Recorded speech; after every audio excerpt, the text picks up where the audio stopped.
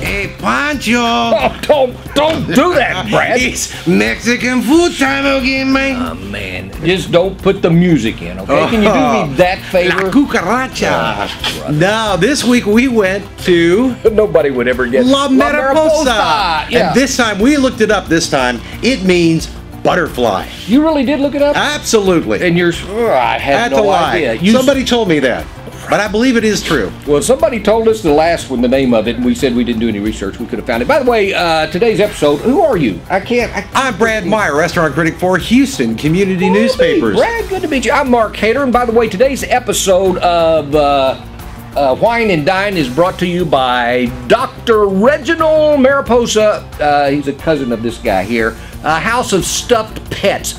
Ladies and gentlemen, if your kid wants a puppy for Christmas, you don't want to handle the mess, go to Dr. Melvin. He has got these stuffed animals. This is Rusty. He almost nobody cares. Alive. We went to this place, and there are a million Mexican restaurants in Montgomery County.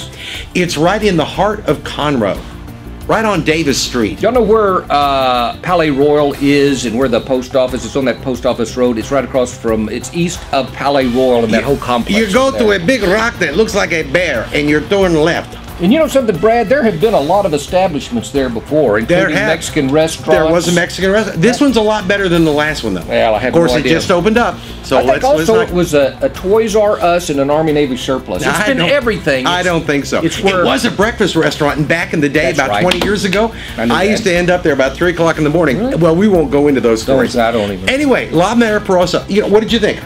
Oh, I liked it. I thought it was really good. I think this one may make it. Yeah, and I hope they do. It's on a good location. At least lots of people will go by it. A lot of people are not going to realize that it's a new restaurant and that it's open, though. They need to kind of promote that a little bit, maybe get some mariachi singers out there. Oh, mariachis. I would agree with stuff. Everything you said except a good location. You know, when so many places have gone under, I've got to question the location of this place. Well, that's true. I said good, though, in the sense that a lot of people are driving by. A lot of people are driving by. No question about that. We'll see if enough of them pull in. But when you do pull in, one of the things you're going to find that I did like, there's a lot of variety and selection. It was. They had a lunch menu that was extensive. The lunch menu. And Brad, I don't know if you noticed, I was looking on the left side, all of your normal Tex-Mex stuff. And on the right, they actually had chicken fried steaks, hamburgers, and a lot of your normal American dishes, which I would have never ordered, by the way, at a Mexican restaurant. But well, sometimes you don't feel like a burrito. Well, that's true.